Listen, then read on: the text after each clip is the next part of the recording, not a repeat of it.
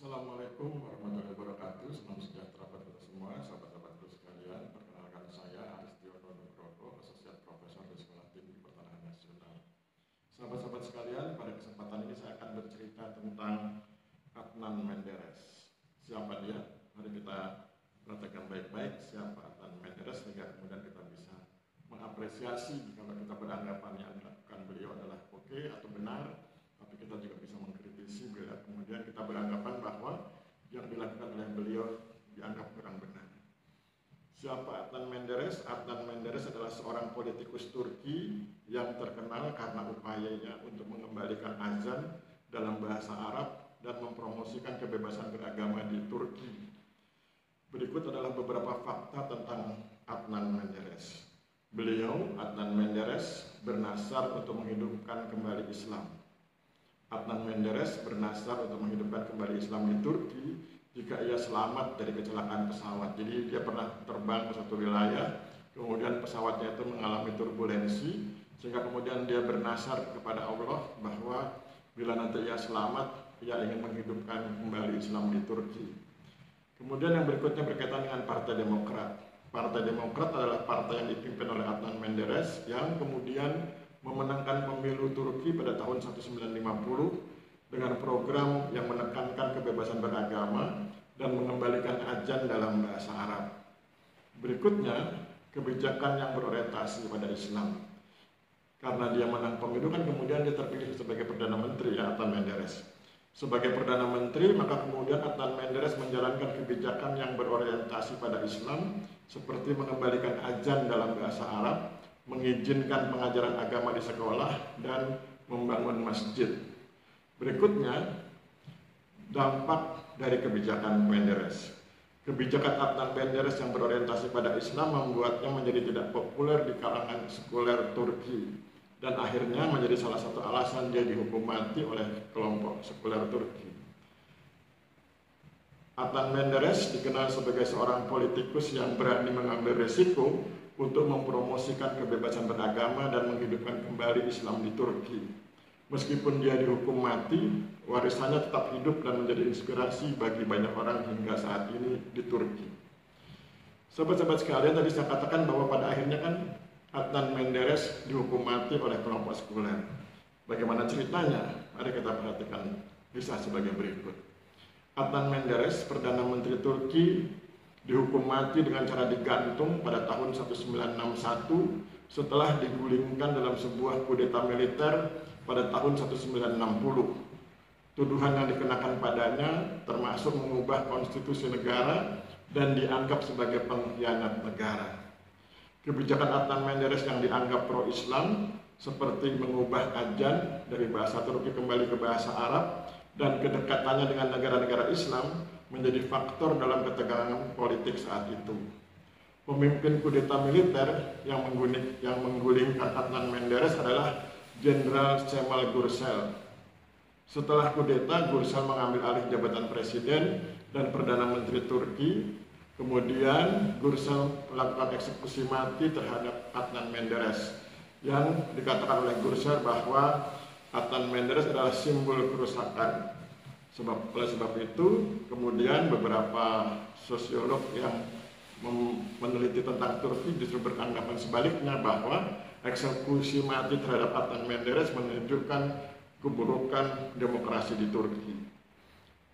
Jangan lupa, Cemal Gürsel itu jenderal dan ini adalah kudeta militer oleh Jenderal Cemal Gürsel. Cemal Gürsel menjabat sebagai Presiden Turki keempat dari tahun 1960 hingga 1966 dan juga memegang jabatan Perdana Menteri dari Mei 1960 hingga Oktober 1961. Gürsel meninggal dunia pada tahun 1966 setelah menderita stroke dan dimakamkan di pemakaman negara Turki. Sahabat-sahabat sekalian, mari kita lihat ketegangan yang terus-menerus terjadi antara kelompok sekuler di Turki dengan kelompok Islam di Turki. Adnan Menderes adalah contoh korban dari kelompok Islam ketika berhadapan dengan kelompok sekuler Turki. Kelompok sekuler Turki dimotori oleh golongan militer ya. Jadi para jenderal itu cenderung sekuler, sedangkan para politisi Turki sebagian adalah Islamisme. Jadi orang-orang Islam yang ingin berjuang lewat jalur politik. Sekularisme di Turki diawali oleh seseorang bernama Atatürk. Mari kita kenali siapa itu Atatürk. Beliau, Atatürk, nama lengkapnya adalah Mustafa Kemal Atatürk, melakukan serangkaian reformasi radikal untuk merubah Turki dari kekaisaran Islam Ottoman menjadi negara republik yang modern dan sekuler versi Atatürk. Berikut adalah beberapa tindakan utama Atatürk yang bersifat anti-Islam. Pertama, penghapusan kekhalifahan dan kesultanan. Atatürk menghapus Kesultanan Utsmaniyah dan kekhalifahan dan memisahkan secara total otoritas agama dari negara. Kedua, sekularisasi negara dan hukum. Atatürk menerapkan sekularisme secara total, menghapus syariat Islam sebagai dasar hukum negara dan menggantinya dengan hukum perdata ala Barat. Kemudian yang ketiga, reformasi pendidikan dan bahasa. Atatürk mengubah sistem pendidikan menjadi sekuler, menghapus sekolah agama, dan mengubah tulisan Arab menjadi alfabet Latin. Yang keempat, larangan simbol keagamaan di ruang publik. Atatürk melarang penggunaan simbol-simbol keagamaan di ruang publik seperti vest dan kerudung. Yang kelima, pengubahan praktek keagamaan. Atatürk mengubah azan dari bahasa Arab ke bahasa Turki dan mendikte isi khutbah di mimbar. Apa dampaknya? Reformasi Atatürk berhasil membentuk identitas nasional Turki yang baru, berpusat pada nasionalisme dan modernitas ala Barat. Namun, kebijakan-kebijakan ini juga menimbulkan perdebatan dan ketegangan yang masih terasa hingga saat ini. Kemudian, dari situlah muncul tokoh yang kemudian kita kenali sebagai Adnan Menderes. Adnan Menderes adalah Perdana Menteri ke-9 Turki yang dieksekusi pada tahun 1961 karena upayanya untuk mengembalikan azan ke bahasa Arab dan mendukung kebebasan beragama. Berikut adalah beberapa fakta tentang Adnan Menderes sebagai pembanding dengan beberapa fakta yang sudah saya sebutkan mengenai Mustafa Kemal Atatürk. Sekarang beberapa fakta tentang Adnan Menderes. Yang pertama, mengubah azan ke bahasa Arab. Karena sebelumnya, ketika di masa Atatürk dan sebelumnya, azan di Turki dilakukan dalam bahasa Turki. Adnan Menderes mengubah azan dari bahasa Turki ke bahasa Arab yang sebelumnya telah diubah oleh Mustafa Kemal Atatürk. Yang kedua, membuka kembali masjid. Adnan Menderes membuka kembali ribuan masjid di seluruh negara yang telah ditutup selama era Mustafa Kemal Atatürk. Yang ketiga, mendukung kebebasan beragama. Adnan Menderes mendukung kebebasan beragama dan mengakhiri pembatasan agama yang membuatnya menjadi ancaman bagi ideologi sekuler. Dan nanti akhirnya dia berhadapan dengan kudeta militer yang dipimpin oleh Gürsel.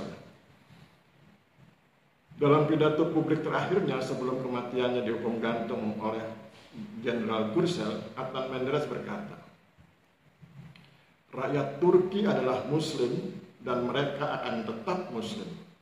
Agar mereka tetap Muslim selamanya, mereka harus memastikan bahwa prinsip-prinsip dan aturan Islam diajarkan sehingga generasi sekarang dan masa depan dapat didorong menuju iman. Itu adalah pidato publik terakhir Menderes sebelum menjalani hukuman mati atas perintah Jenderal Gürsel. Saya ulangi kalimat terakhir dari Menderes. Rakyat Turki adalah Muslim dan mereka akan tetap Muslim. Agar mereka tetap Muslim selamanya, mereka harus memastikan bahwa prinsip-prinsip dan aturan Islam diajarkan sehingga generasi sekarang dan masa depan dapat didorong menuju iman. Bagaimana pandangan mufti, ya? Mufti atau tokoh agama di wilayah Turki?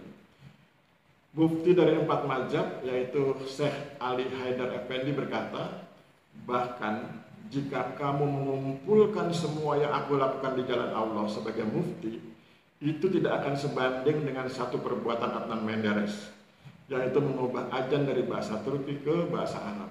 Saya ulangi, pendapat dari mufti Turki, jadi tokoh agama Turki, tokoh agama Islam dari Turki, mufti dari 4 mazhab yaitu Syekh Ali Haidar Effendi, mufti Turki berkata, bahkan jika kamu mengumpulkan semua yang aku lakukan di jalan Allah, itu tidak akan sebanding dengan satu perbuatan Adnan Menderes, yaitu mengubah azan dari bahasa Turki ke bahasa Arab.